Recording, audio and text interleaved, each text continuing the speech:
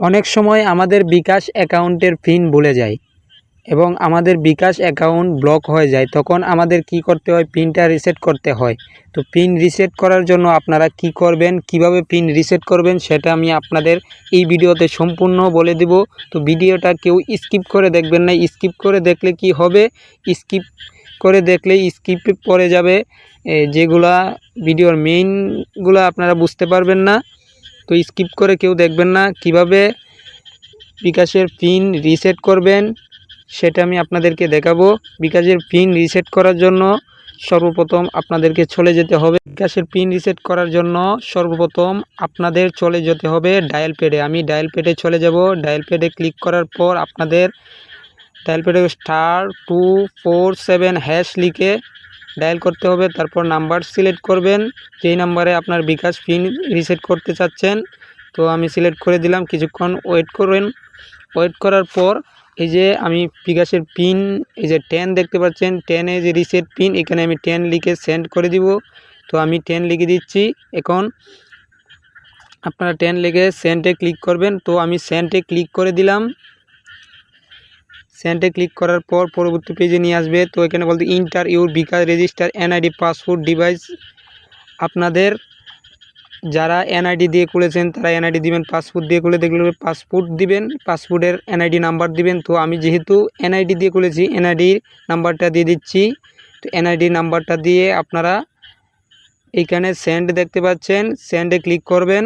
সেন্ডে click করার পর আপনার 4 ডিজিটের জন্মসালটা দিতে হবে। তো আমি আমার জন্মসালটা দিয়ে দিচ্ছি, এনআইডি কার্ড অনুযায়ী দিতে হবে। তো 1969 দিয়েছি আমি, আমারটা 1969। তারপরে যে সেন্ড দেখতে পাচ্ছেন, সেন্ডে একটা ক্লিক করে দিবেন।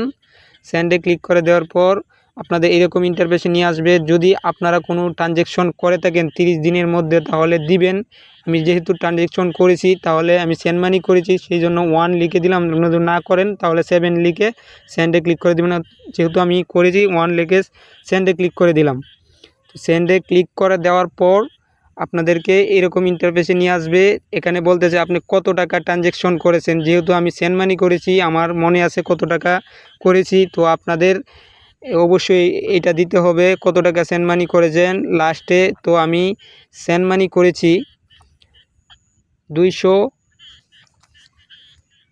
তো আমি সেন্ড মানি করেছি 235 টাকা। তো আমি 235 টাকা দিয়ে দিচ্ছি। তারপর সেন্ডে ক্লিক করে দিবেন। সেন্ডে ক্লিক করে দেওয়ার পর আপনাদের সামনে এরকম ইন্টারফেসে নিয়ে আসবে।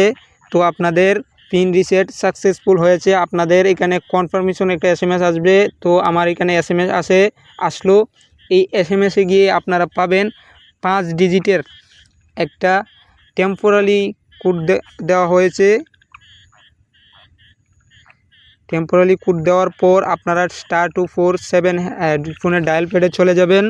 ডায়াল প্যাডে চলে *247# দিয়ে ডায়াল করবেন। তারপরে যে 1-এ ক্লিক করে মাই বিকাশে চলে যাবেন। আবার 1-এ ক্লিক করবেন। তো আমি 1-এ ক্লিক করে দিলাম। 1-এ ক্লিক করে দেওয়ার পরে যে টেম্পোরারি একটা কোড এসেছে সেইটা আপনারা এখানে বসিয়ে দিবেন। এসএমএসে পাওয়া কোডটা আপনারা এখানে বসিয়ে দিবেন। তারপর আপনাকে বলতেছে নিউ পিন সেট করতে। তো আপনার মন মতো, আপনি যেহেতু নতুন পিন সেট করবেন, তো আপনার মন মতো আপনি যেই পিন সেট করতে চান সেই মতো আপনি একটা পিন দিয়ে দিবেন। 5 ডিজিটের হতে হবে, তার বেশি দেওয়া যাবে না। 5 ডিজিটের পিনটা দিয়ে আপনারা এই যে দেখতে পাচ্ছেন সেন্ড, এখানে একটা ক্লিক করে দিবেন। তো আমি সেন্ডে ক্লিক করে দিব। আর যদি এরকম ভিডিও চান তাহলে কমেন্ট বক্সে বলবেন। আর অন্য কোনো টপিক নিয়ে যদি ভিডিও চান তাহলে কমেন্ট বক্সে অবশ্যই বলবেন, আমি কমেন্টে ধরে তারপর আমি একটা ভিডিও। পিনটা দিয়ে সেন্ডে ক্লিক করে দিলাম। তারপর কনফার্ম নিউ পিন, আবার সেই পিনটা আবার দিতে হবে।